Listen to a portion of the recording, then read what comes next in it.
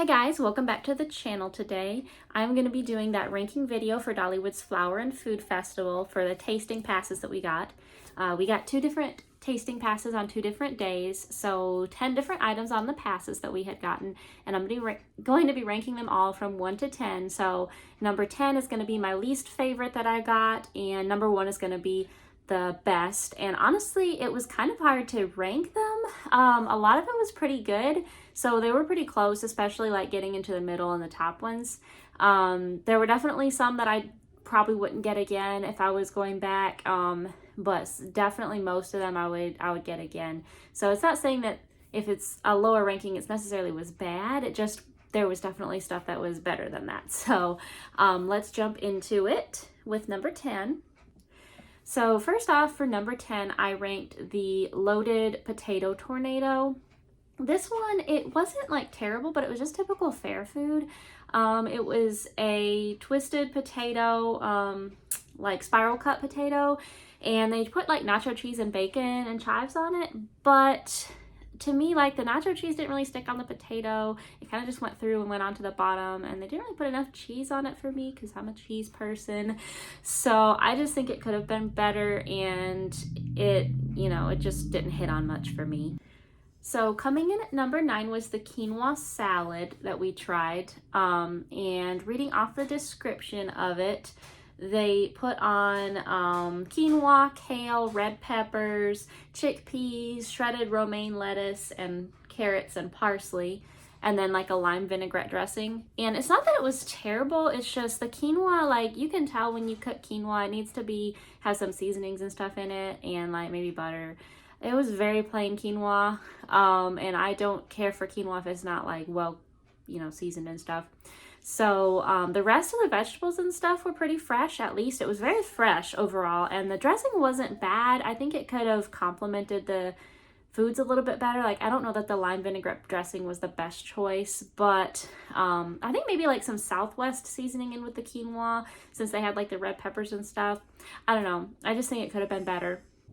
So for number 8, I'm ranking the street tacos, and to me this was also because like the corn tortilla, it was a corn tortilla, and I think it needed to be heated a little bit more or something. Like, it was really dry and the flavor wasn't really that great, and I've had corn tortillas before and they're usually pretty good, like if you cook them right and heat them right. So that part was dry. The meat was kind of dry. It was seasoned nicely, but I think the sauce and the cheese needed to help it out a little bit more and give a little more moisture, and it just wasn't doing it. Like, the flavors weren't terrible, it just overall was just kind of dry. So I think that one could have been better. So that's number 8. So number 7 on my list is the Bulgogi nachos, and this is where we're getting into the territory of the ones that I actually really liked, but there were just other ones that I thought were better. So as far as the nachos, the meat was seasoned super well. Of course, the chips were nice and crispy.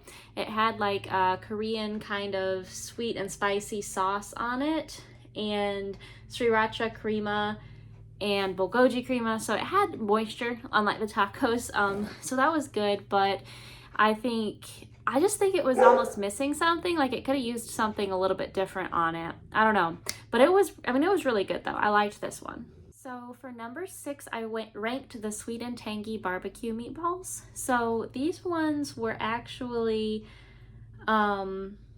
Korean barbecue sauce, and then had pickled onions topped on it, and they were very moist. The meatballs had a great flavor.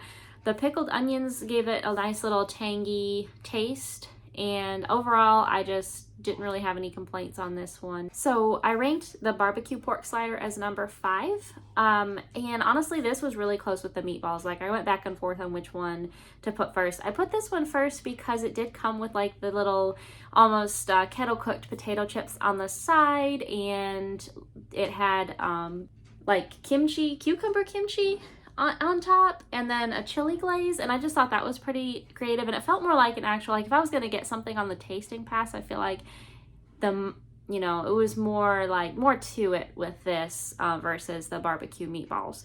It was more like an actual little small meal. The meatballs it was a lot of meatball, but it didn't really have anything to go with it to make it feel like you had a full meal. So I did rank the barbecue slider slightly higher for that reason. For number 4, I did put the berry funnel cake, and honestly, this one main reason I ranked it as high as I did is because of, number one, presentation and freshness.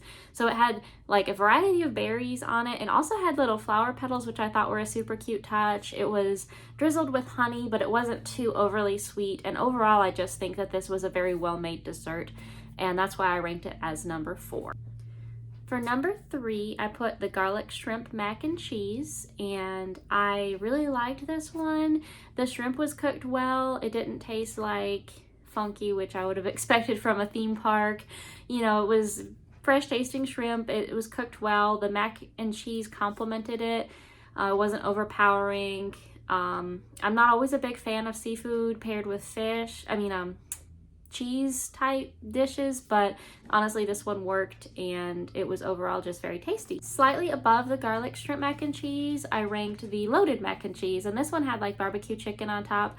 I ranked this one higher because it did like come with the barbecue chicken. It was drizzled with ranch, and overall I think the chicken and the mac and cheese paired really well. We actually ended up coming home and making mac and cheese and barbecue chicken, and putting the barbecue chicken on top just because it was really good. And so highly recommend getting this one.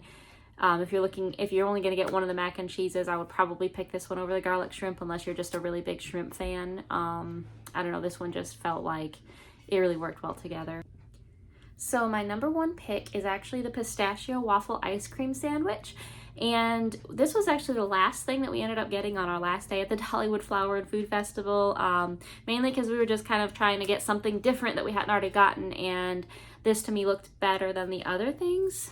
I didn't realize though that you get to pick the ice cream flavor that you put on it, and the pistachio part is literally just like a few little nuts kind of sprinkled off on the top and to the sides. So it's more like a garnish. I thought it was like pistachio ice cream, which it's not. So we got, I believe, like chocolate fudge ice cream in the middle, and then the 2 waffles dipped in chocolate, and then it's kind of smushed together. That was delicious. Like, if you're gonna get one of the desserts, I would recommend doing that one, just because. And you can even ask for not the pistachios. If you don't like pistachios, just ask for them not to put it on there, and I'm sure that would be fine. And overall, this was very delicious. And like I said, you pick whatever ice cream flavor you want, so whatever your favorite ice cream is, you can put on it. So that's pretty much an overview of what I thought of the different foods that we got on the festival tasting pass. Overall, most of the foods were actually really good, so if you ever go to the Flower and Food Festival, don't hesitate to try something that you maybe aren't sure about, because it might wind up turning out pretty good. So we did actually get a couple of the drinks and the bakery treats. So we got like a cookie and a cupcake from the bakery, and we got the strawberry lemonade and the blue Woog drinks, and both the drinks were really good actually. We liked the strawberry lemonade a little bit better, and then the cookie and the cupcake were good. It was, pretty typical cookie like sugar cookie, and then a cupcake. Nothing like super special to mention about it. It was pretty, but tasted good, decent. The price on those was a little bit lower, and the drinks as well, so we decided not to use the tasting pass for that, because if you're spending a certain amount for the tasting pass, you kind of want to use it for the more expensive items, and then if you have to, like, buy the other items separate. But overall, the tasting pass definitely made it worth, like if you didn't want to eat at the restaurant especially, like you could just get the tasting pass and you have a few foods throughout the day. And we were honestly good. We didn't even need dinner. Well, we wound up eating dinner that evening after we left the park, but we didn't need dinner or lunch while we were in the park, because we just ate what we had on the pass. So it's definitely, I think we ended up spending this $36.99, and most of the items were like $11 for the larger things. So if you at least get 3 larger things like the barbecue or the mac and cheese or whatever, it definitely makes it worth it. Like, you've made your money, and plus if you're going to do that. So I think it made it worth it if you wanted to try a lot of the festival foods, and we definitely recommend, probably if we go back another year to the same festival, we will definitely be getting the tasting pass again. So I hope you guys enjoyed today's video. If you did, like and subscribe, and check out our channel for other theme park content. We go to Dollywood, Tweetsie Railroad in North Carolina, and once in a while we make it to Disney or Universal. So go check out our channel for our content, and thanks for watching.